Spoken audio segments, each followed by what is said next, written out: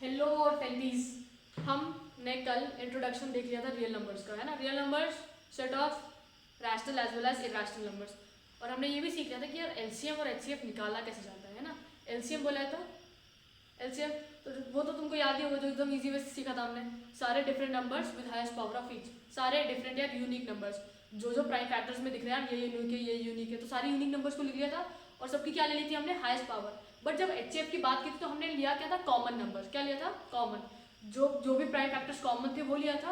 और उनकी पावर कैसी होनी चाहिए, एचसीएफ में लीस्ट, एलसीएम में हाईएस्ट होनी चाहिए और एचसीएफ में लीस्ट होनी चाहिए। ठीक है, आज हम वापस क्वेश्चन से डील करेंगे और क्वेश्चंस के थ्रू हम और दो तीन इंपॉर्टेंट चीजें देखेंगे। ठीक है, मैंने क्वेश्चन दिया 12, 15 और 21 का, एचसीएफ निकालो एंड एलसीएम निकालो। ठीक है, ये क्वेश्चन है तुमको, ये ट्राई करो सब लोग जल्दी जल्दी, एलसीएम निकालो और एचसीएफ दोनों निकालो। फिर सेकंड क्वेश्चन तुम लोग के पास है 336 एंड 54, इसका एलसीएम एंड एचसीएफ ये भी निकालो। करो 6 एंड 20 ये भी सॉल्व करो, एलसीएम एंड एचसीएफ करो। ये ट्राई करो, 1 मिनट पॉज लो और ट्राई करो और सॉल्व करो। ठीक है,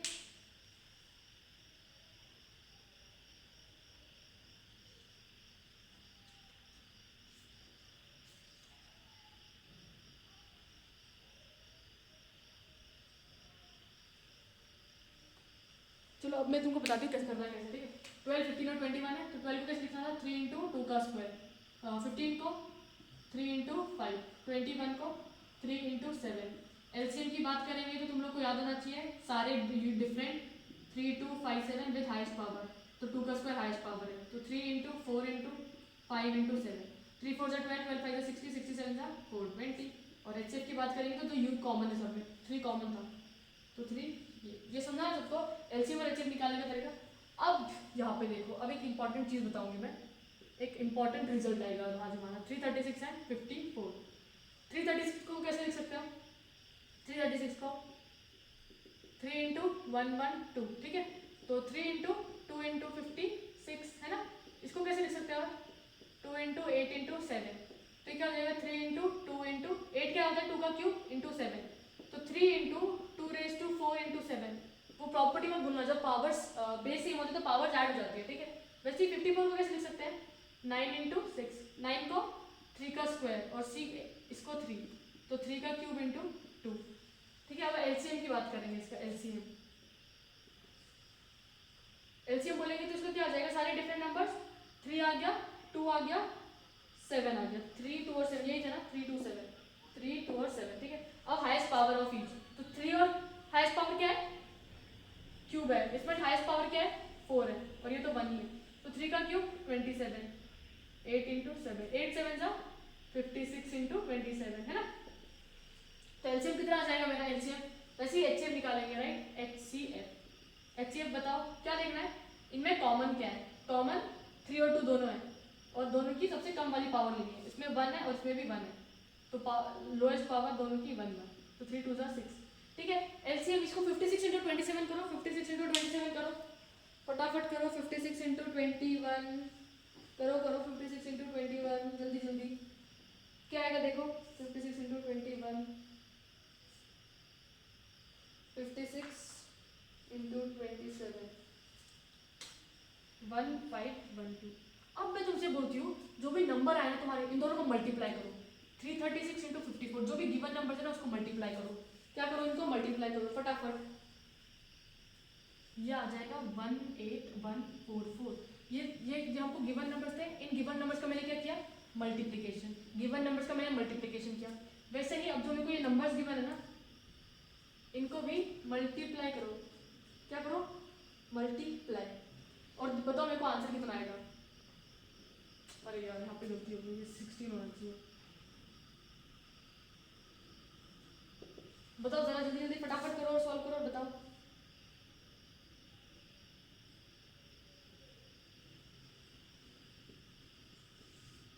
अब मैंने बोला एचसीएफ इंटू एलसीएम करो, एचसीएफ इंटू एलसीएम करो, एचसीएफ कितना है 6 है, एलसीएम कितना है 3024, इसको मल्टीप्लाई करो, इसको मल्टीप्लाई करो, 3024 इंटू 6, फटाफट फटाफट ये भी आ रहा है 18144। देखो यहाँ पे क्या हुआ, जो हमको गिवन नंबर्स थे उसका मैंने मल्टीप्लिकेशन किया, वो किसके इक्वल आया, इसके इक्वल आया। और जो एलसीएम और एचसीएफ था दो नंबर्स का, वो भी किसके इक्वल आया, 18144 के। ठीक है, इसको यहाँ पे भूल जाता है। ठीक है, अब नेक्स्ट क्वेश्चन पे आते हैं। क्या आते हैं नेक्स्ट क्वेश्चन पे, किस पे आते हैं नेक्स्ट क्वेश्चन पे, 6 and 20। 6 और 20 है, तुम क्या करो 6 का करो 2 into 3 प्राइम फैक्टर्स में लिख दिया, 20 को 5 into 2 का स्क्वायर। इसका एचसीएफ कितना हो जाएगा, एचसीएफ जो भी कॉमन है वो लेना है विद लोएस्ट पावर। तो 2 और 2 का स्क्वायर है, तो सबसे लोएस्ट पावर किसमें है, इसमें है, तो 2⁻1 लिख दिया। अब एलसीएम देखो, सब क्या करना है, सारे different numbers with highest power. 3 और 5 तो यार और है नहीं, तो 3 और 5 एज इट इज आ जाएंगे, बट 2 का हाईएस्ट पावर क्या है, ये वाला है, तो स्क्वायर लिख दिया। 2 का स्क्वायर 4 into 3 into 5, ये कितना हो जाएगा 60। ठीक है, तो एलसीएम मेरा 60 आया, एचसीएफ मेरा कितना आया 2। अब मैं बोलूंगी एचसीएफ इंटू एलसीएम वापस करो, क्या करो, एचसीएफ मल्टीप्लाइड बाय एलसीएम करो, एचसीएफ इंटू एलसीएम। एचसीएफ कितना है मेरा 2 है, एलसीएम कितना है मेरा 60 है, ये कितना है 120। ठीक है, अब मैं बोल रही हूँ जो गिवन नंबर्स है ना, जिनका हमने एलसीएम एचसीएफ निकाला, उसको भी मल्टीप्लाई करो। गिवन नंबर्स कौन से हैं, 6 है और 20 है, 6 into 20 के तो वापस क्या मिल रहा है 120। तो यहाँ से एक इंपॉर्टेंट रिजल्ट निकल के आता है, और वो रिजल्ट क्या बोलता है, अब वो रिजल्ट बोलता है कि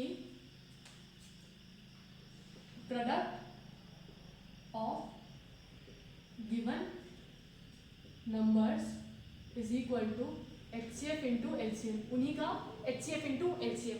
तो अगर हम इसको जनरलाइज्ड फॉर्म में लिखेंगे, जनरलाइज्ड फॉर्म में, तो मैं क्या बोल दूंगी, मेरे पास दो नंबर है ए एंड बी, मेरे पास क्या है नंबर ए एंड बी, क्या है मेरे पास नंबर ए और बी है। तो मैं जब इनका प्रोडक्ट करूंगी ए मल्टीप्लाइड बाय बी, वो किसके इक्वल आ जाएगा, एचसीएफ ऑफ ए और B multiplied by LCM of A और बी। ये अभी देखा ना हमने, यहाँ पे दो नंबर गिवन था 6 और 20, इनको मल्टीप्लाई किया तो क्या आया मेरा 120, और इनके जब मैंने एचसीएफ और एलसीएम को मल्टीप्लाई किया, 2 और 60 को मल्टीप्लाई किया, 2 60 120, प्रोडक्ट ऑफ गिवन नंबर्स 120। तो ये वैलिड हो रहा है ना कंडीशन। वैसे ही जब 336 और 54 का यूज किया मैंने, किसका 336 और 54 का, तब भी मेरा ये प्रोडक्ट था, product of given numbers, product of given numbers क्या थे 336 और 54। तो जब मैंने इनका प्रोडक्ट निकाला तो 18144 आया। वैसे ही एचसीएफ और एलसीएम को जब मैंने मल्टीप्लाई किया तब भी मेरा आंसर 1844 आया। तो इसमें भी ये कंडीशन वैलिड हो गई। तो तुम लोग को ये कंडीशन रूल अच्छे से याद रखना है, ए इंटू बी, मतलब अगर दो नंबर्स गिवन होंगे ए और बी, तो जब इनका जो प्रोडक्ट होगा ना, that will be equal to उनके एचसीएफ इंटू एलसीएम। ठीक है, ये चीज अच्छे से दिमाग में बिठा लो।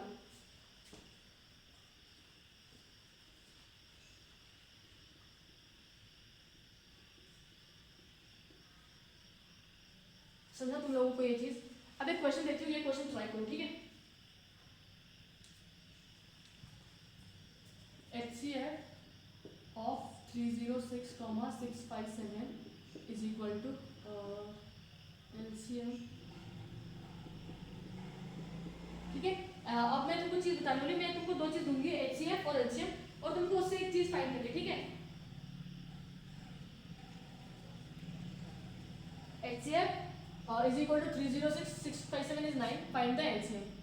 ये फाइंड करो, फाइंड LCM। दो नंबर्स हैं, उनका एचसीएफ भी गिवन है, तो ये फॉर्मूले में पुट करो और आंसर निकालने की कोशिश करो। ये ट्राई करो फटाफट, जल्दी से पॉज करो वीडियो, ट्राई करो।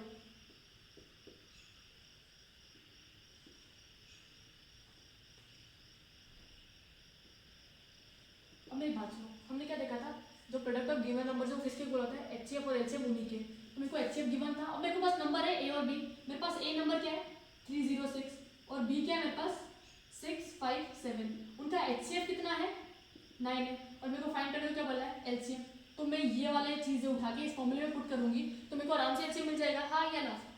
ठीक है, तो A into B is equal to HCF into LCM. मेरे को एलसीएम भी फाइंड करना है, ये नोन है, ये नोन है और ये नोन है, बस एलसीएम इसमें अननोन है। ए की वैल्यू 306, बी की वैल्यू 657 और ये है 9 इंटू एलसीएम। तो एलसीएम कितना आ जाएगा मेरा 306 इंटू 657। यहाँ पे मल्टीप्लाई में है ना, तो 9 नीचे जाएगा तो डिवाइड में हो जाएगा। इसको सॉल्व करो, 3 3 ज़ा 10, 2 राइट। फिर 3 1 जा 3 3 जा 9 3 4 जा 12। तो एलसीएम कितना आ गया मेरा 34 इंटू 657 657 मल्टीप्लाइड बाय 34। इसको करो और आंसर निकालो।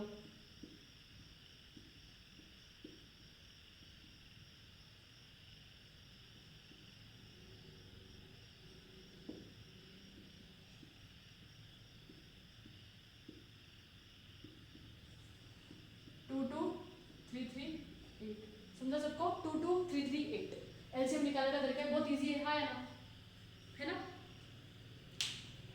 समझा सबको ये चीज।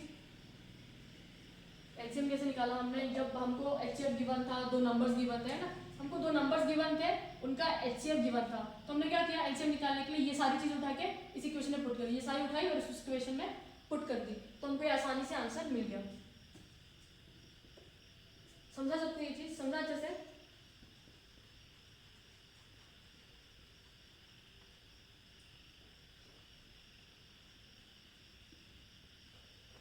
क्लियर है सबको ये चीज, क्लियर है अच्छे से एकदम।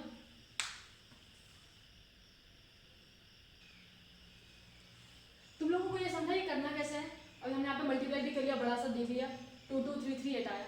जब तीन चीजें ऑलमोस्ट तीन चीजें गिवन थी, तो बस हमको इस इक्वेशन में पुट करना और एलसीएम निकालना है, ठीक है। अब मैं तुमको बताती हूँ, तुम लोग को कॉम्पोजिट नंबर्स तो मालूम ही होंगे है ना, क्या कॉम्पोजिट नंबर्स। कॉम्पोजिट नंबर्स क्या होता है, कॉम्पोजिट नंबर्स क्या होते हैं, वो वैसे नंबर जिनके दो से ज्यादा फैक्टर्स हो। प्राइम नंबर्स में क्या होता है, दो से ज्यादा फैक्टर होते नहीं है ना, नंबर और वन। जैसे प्राइम फैक्टर्स में क्या होता है, जैसे 5 है तो 5 के फैक्टर्स क्या है 1 और नंबर इटसेल्फ, 1 और नंबर इटसेल्फ। तो इनके दो से ज्यादा फैक्टर होते हैं प्राइम फैक्टर्स के, प्राइम नंबर्स के दो से ज्यादा फैक्टर्स नहीं होते, बट कॉम्पोजिट नंबर्स उसके ऑपोजिट हो जाते हैं। कॉम्पोजिट नंबर्स में more than 2 factors, composite numbers के दो से ज्यादा फैक्टर्स होते हैं। जैसे 27 ले लिया, तो 27 के फैक्टर्स कौन से जाएंगे, 27 9 3 1 2 1 2 3 4। तो जिनके दो से ज्यादा फैक्टर्स होते हैं उनको क्या बुलाते हैं, कॉम्पोजिट। दो से ज्यादा फैक्टर्स, दो से ज्यादा फैक्टर्स वाले नंबर को क्या बुलाते हैं, composite number. More than 2 factors 65 ये है, हाँ है, ये 5 है, 5 आ गया, 5 होगा 13 होगा 65 होगा 1 होगा, 5 13 65 1। तो इसके दो से ज्यादा फैक्टर है ना, तो ये क्या हो गया हमारे कॉम्पोजिट नंबर्स। ये नंबर कैसे हो गए, कॉम्पोजिट नंबर्स। तो कॉम्पोजिट नंबर्स का डेफिनेशन तुम लोग को क्लियर होगा, 65 जैसे 5 13 65 1। तो जिसके दो से ज्यादा फैक्टर से कुछ वैसे नंबर्स को क्या बुलाएंगे हम, कॉम्पोजिट नंबर्स। क्या बुलाएंगे वैसे नंबर्स को, कॉम्पोजिट नंबर्स। ठीक है, क्लियर है तुम सबको अच्छे से।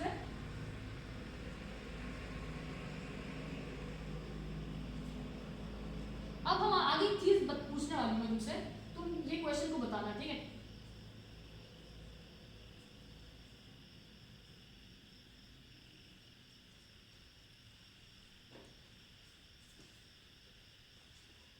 अब मेरी बात सुनो, 10 को उसके प्राइम फैक्टर्स में लिखो, कैसे लिखोगे, 2 इंटू 5। 100 को 4 इंटू 25 मतलब 2 का स्क्वायर और 5 का स्क्वायर। वैसे ही 1000 को कैसे लिख सकते हो, 8 इंटू 125 राइट। तो इसको कैसे लिख सकते हैं, 2 का क्यूब इंटू 5 का क्यूब। मतलब अब मैं एक चीज पूछती हूँ तुमसे, 170 के प्राइम फैक्टर लिखो, 17 इंटू 10, इसका मतलब 17 इंटू 2 इंटू 5 राइट, 110। इसको कैसे लिख सकते हो, 11 into 10 that is 11 into 2 into 5, 120, 12 into 10, 2 into 6 into 2 into 5, तो 2 स्क्वायर इंटू 6 इंटू 5। अब देखो ये जो सारे नंबर जब किससे एंड हो रहे हैं, ये 0 से एंड हो रहा है, ये 0 से एंड हो रहा है, ये 0 से एंड हो रहा है, ये भी 0 से एंड हो रहा है, ये भी 0 से एंड हो रहा है, ये भी 0 से एंड हो रहा है। मतलब जब तुम ये देख रहे हो ना, सब नंबर 0 से एंड हो रहे हैं, और सबके प्राइम फैक्टर्स में देखो, जब हमने इनका प्राइम फैक्टराइजेशन किया, जब इन सारे नंबर्स का प्राइम फैक्टराइजेशन किया, देखो इन सब में कॉमन क्या चीज आ रही है, सारे नंबर 0 से एंड हो रहे थे। अब जो भी नंबर 0 से एंड हो रहे हैं उनकी कॉमन क्या चीज है, 2 5 दिख रहा है, 2 5 फिर दिख रहा है, 2 5 फिर दिख रहा है, 2 5 2 5 2 5। मतलब अगर कोई नंबर 0 से एंड हो रहा है, अगर कोई नंबर 0 से एंड हो रहा है, तो उसके प्राइम फैक्टराइजेशन में कौन से दिखने जरूरी है, 2 एंड 5। अगर 2 और 5 नहीं होंगे तो वो नंबर कभी 0 से एंड होगा नहीं होगा। रीजन देखो ना, 10 के जो भी नंबर 0 से एंड हो रहा है, हमने कितनी ही एग्जांपल देख ली, उसके अंदर 2 और 5 का आना क्या हो गया, 2 एंड 5 कैसे हो गया, कंपल्सन टाइप हो गए, है ना। अगर 2 और 5 नहीं दिखेंगे तो वो नंबर 0 से एंड होने वाला है नहीं, क्योंकि 2 5 10। अगर 2 और इन दोनों में से कोई भी एक मिसिंग होगा तब भी वो नहीं बनने वाला है ना, हाँ है ना। तो अगर कोई नंबर को 0 से एंड होना है, अगर कोई नंबर को 0 से एंड होना है तो उसके प्राइम फैक्टराइजेशन में दो नेसेसरी चीजें कौन सी होनी चाहिए, 2 एंड 5। अगर इन दोनों में से कोई भी एक भी मिसिंग है ना तो फिर वो प्राइम जो वो नंबर 0 से एंड हो पाएगा नहीं हो पाएगा। तो कोई अगर किसी ने पूछ लिया कि कोई एक नंबर है और उसको 0 से एंड होना है तो उसकी नेसेसिटी क्या है, तो तुम लोग क्या बोलोगे, उसके प्राइम फैक्टराइजेशन में 2 और 5 होने चाहिए, उसके प्राइम फैक्टराइजेशन में 2 और 5 होने चाहिए। अगर 2 और 5 में से कोई एक भी मिसिंग है ना तो वो नंबर 0 से एंड नहीं होने वाला, वो नंबर 0 से एंड नहीं होने वाला, ठीक है। तो कंपल्सन देख लिया तुम लोगों ने, क्या है, अगर कोई नंबर को 0 से एंड होना है तो उसके प्राइम फैक्टराइजेशन या उसकी नेसेसिटी क्या है, उसके प्राइम फैक्टराइजेशन में 2 और 5 कंपल्सरी आने चाहिए, ठीक है। अब मेरी बात सुनो, 6 रेज़ टू n, ये नंबर कभी 0 से एंड हो सकता है। मैंने क्वेश्चन पूछा कि can this number be end with 0, can this number end with 0, can this number end with 0, इसका प्राइम फैक्टराइजेशन कर लो। 6 को कैसे लिख सकते हो, 2 into 3 है ना, ये तो लिख सकते हो, बट इधर रेज़ टू n है तो होल पावर n। ये तुमको प्रॉपर्टी पता होगी ना, जैसे a b raise to m है तो पावर डिस्ट्रीब्यूट हो जाती है, a raise to m into b raise to m, हाँ या ना, है ना। तो बस वही इधर 2 raise to n into 3 raise to n, 2 raise to n into 3 raise to n। अब देखो मैंने क्या बोला था, अगर कोई नंबर को 0 से एंड होना है, अगर कोई नंबर को 0 से एंड होना है तो उसके प्राइम फैक्टराइजेशन में क्या क्या होने चाहिए, 2 और 5। अगर उन दोनों में से कोई एक भी मिसिंग है तो वो नंबर 0 से एंड होने वाला है, नो। तो यहाँ पे देखो 6 है, 2 तो है, 3 भी है, 3 से तो मैटर है ही नहीं, हमको 3 की जरूरत नहीं है, हमको जरूरत किसकी है, 5 की, बट इसके अंदर 5 है नहीं, 5 मिसिंग है ना, 5 कैसा है, मिसिंग है। So 6 can not end with 0, this number can not end with 0। अगर मैंने पूछ लिया 4 raise to n, can this number end with 0, can this number end with 0, क्या करना है, उसका प्राइम फैक्टराइजेशन कर लो, क्या कर लो, प्राइम फैक्टराइजेशन। तो 2 into 2 whole raise to n, power क्या होगी, ऐड होगी 1 + 1, ठीक है। तो या तो इसको ऐसे कर लो, या तो 2 रेज़ टू 2n, या तो कैसे लिख सकते हो, 4 क्या होता है 2 का square whole raise to n। अब तुमको पता है जब पावर्स ऐसे होती तो वो क्या हो जाती है, मल्टीप्लाई, तो 2 into n 2n। अब मेरी बात सुनो, can this number end with 0, कोई भी नंबर को अगर 0 से एंड होना है तो नेसेसिटी क्या है, उसके प्राइम फैक्टराइजेशन में 2 और 5 दोनों होने चाहिए, उसके प्राइम फैक्टराइजेशन में 2 और 5 दोनों होने चाहिए, बट इधर सिर्फ 2 है, सिर्फ 2 है, 5 दिख रहा है, 5 दिख रहा है कहीं पे, 5 दोनों नहीं दिख रहा है, तो ये नंबर भी एंड हो सकता है 0 से, no. Can this number end with 0, no, ठीक है। अब मैंने पूछा 10 raise to n, can this number end with 0, can this number end with 0, ये वाला 10 रेज़ टू n, बताओ जरा मेरे को, 10 रेज़ टू n है, इसको कैसे लिख सकते हो, 2 into 5 whole raise to power, तो 2n into 5। अब मेरी बात सुनो, नेसेसिटी याद है ना, 2 और 5 होने चाहिए, इसमें देखो 2 भी है और 5 भी है, so yes this number ends with 0, reason as it's prime factorization contains 2 as well as 5। तो तुमको समझा, अगर कोई नंबर है, अगर कोई नंबर को 0 से एंड होना है, किससे एंड होना है, 0 से एंड होना है, तो उसका नेसेसिटी क्या है, उसका नेसेसिटी क्या है, उसका नेसेसिटी बोलो, जल्दी जल्दी बोलो। प्राइम फैक्टराइजेशन में, प्राइम फैक्टराइजेशन में क्या क्या होना चाहिए, 2 and 5। अगर 2 और 5 नहीं दिखा, 2 और 5 नहीं दिखा तो क्या होगा, वो नंबर 0 से एंड नहीं होने वाला, इन दोनों में से कोई भी मिसिंग होगा तब भी वो 0 से एंड नहीं होने वाला। तो प्राइम फैक्टराइजेशन की नेसेसिटी क्या है, अगर एक नंबर को 0 से एंड होना है तो उसके प्राइम फैक्टराइजेशन में 2 as well as 5 होना चाहिए। तुमको क्लिक हुआ ये चीज, क्लिक हुआ तो 6 एंड 9 हो रहा था, 4 एंड नहीं हो रहा था, 10 एंड 10 रेज टू एन हो रहा था। रीजन क्योंकि 10 एंड के प्राइम फैक्टराइजेशन में दोनों थे, 2 थे एज वेल एज 5। क्लियर हुआ? समझा सबको ये चीज? ये नोट डाउन कर लो फटाफट पॉज करके।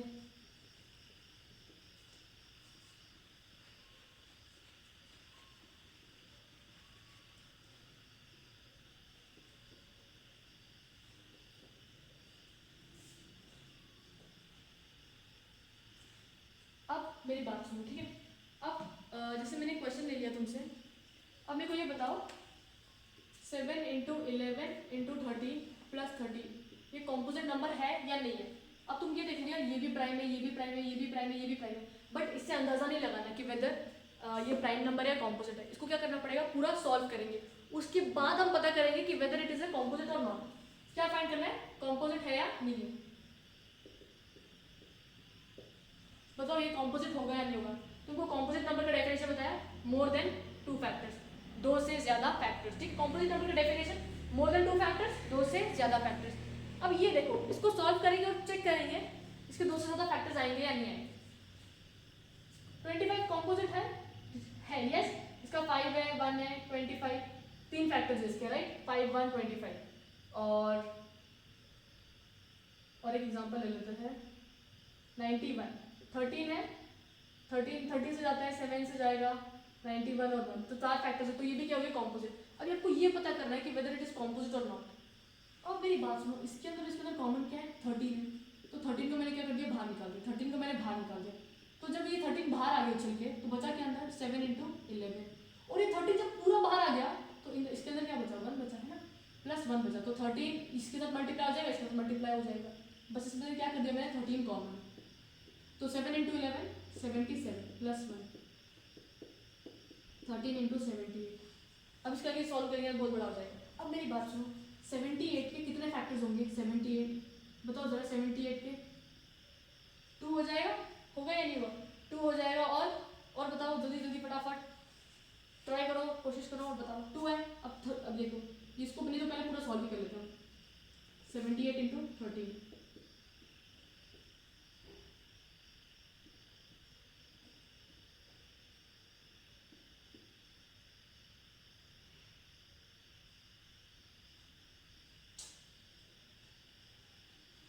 13 7 90 बना, 13 और 78 को मल्टीप्लाई कर लो,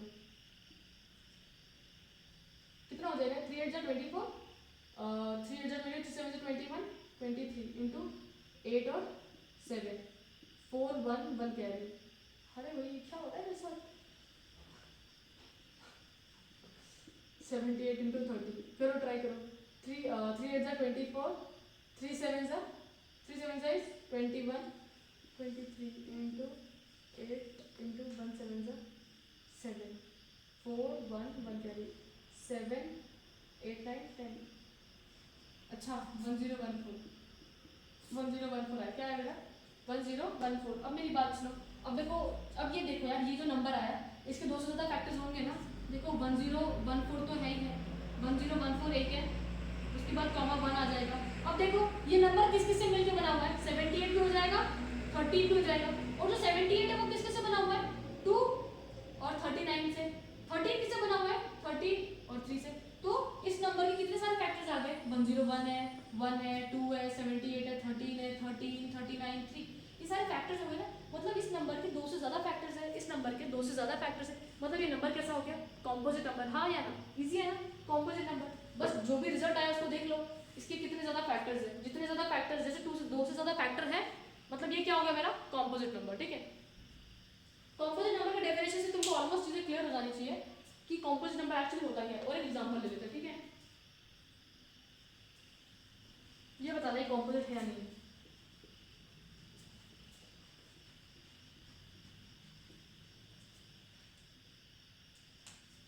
seven into 6 into 5 into 4 into 3 into 2 plus 5, क्या दिख रहा है, कॉमन क्या दिख रहा है इनमें, उसमें 5 कॉमन दिख रहा है, 5 बाहर निकाल दिया। ठीक है, तो 7 into 6 into 4 into 3 into 2 plus 1,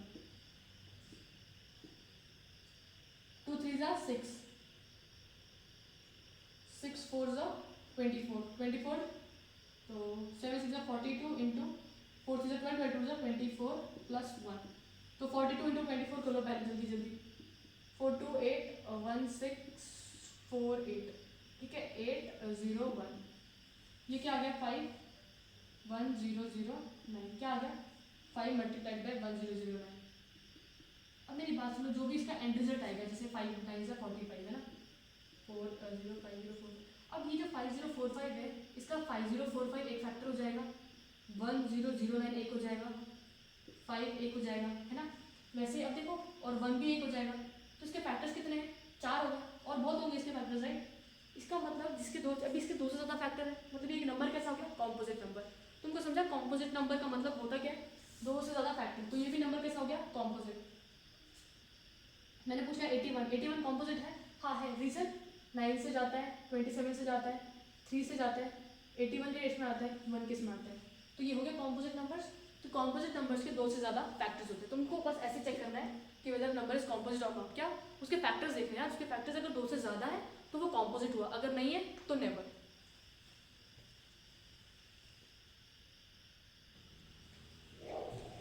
तो आज के लिए इतना ही, कल हम देखेंगे इरेशनल नंबर्स और कुछ थ्योरम्स जो उससे रिलेटेड है, हम ये भी, ठीक है, इरेशनल नंबर्स, डेसिमल एक्सपांशन के बारे में थोड़ा बहुत पढ़ लेंगे, इरेशनल नंबर्स कब बुलाएंगे, रैशनल कब बुलाएंगे, ठीक है, और हम 2-3 थ्योरम्स है वो देख लेंगे, और हम ये भी सीख लेंगे प्रूफ कैसे करते हैं इरेशनल नंबर को इरेशनल, जैसे root two is irrational number, ये कैसे प्रूफ करना है, रूट 5 इज इरेशनल नंबर, ये कैसे प्रूफ करना है, ठीक है।